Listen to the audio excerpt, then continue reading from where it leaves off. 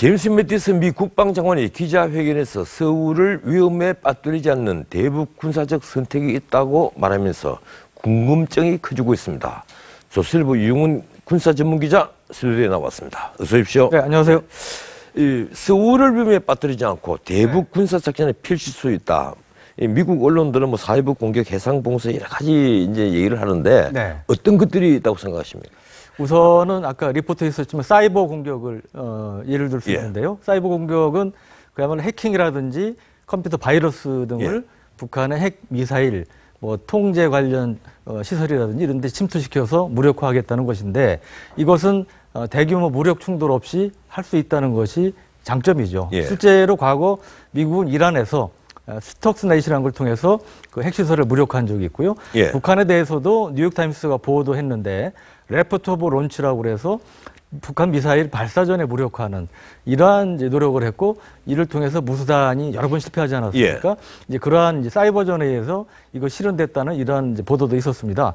하지만 아시다시피 북한은 인터넷이 굉장히 발달되지 않은 나라죠. 차단이 돼 있기 때문에 사이버전이 효능을 발휘하기 어려운 요건이고 실제로 최근에 화성 12형 및 화성 14형 미사일 발사에 연달아 5차례나 성공을 했습니다. 소위 얘기하는 레포트 오브 론치가 유효했다면 이런 일이 벌어지기 어렵겠죠. 그 앞에 무수한 실패는 미국의 사이버 공격으로 볼 수도 있는데 이번에 화성 연달아 이제 성공한 것은 그것도 아닐 것 같다. 이제 이런 말씀이군요.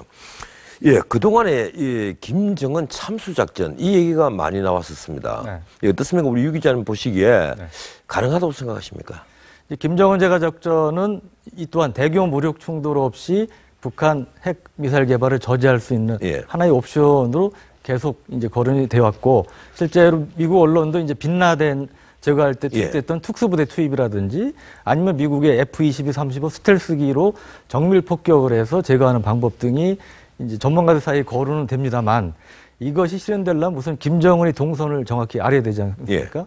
그리고 실제로 북한이 뭐 원산이라든지 이런 미사일을 쏠 때 김정은이 참관을 하니까 앞으로 화성 14형 쏠 때 미국의 F-35 등이 출동을 해서 폭격을 해서 제거할 수 있는 방법이 있지만 이거 실현되려면 우선 북한 미사일 발사 움직임을 알아야 되겠죠. 그리고 두 번째로는 이 폭격을 했을 때 김정은이 정확히 제거됐는지 특수부대가 미리 들어가서 눈으로 지켜보고 확인해야 됩니다. 이것도 현실적으로 어렵다는 문제가 있죠.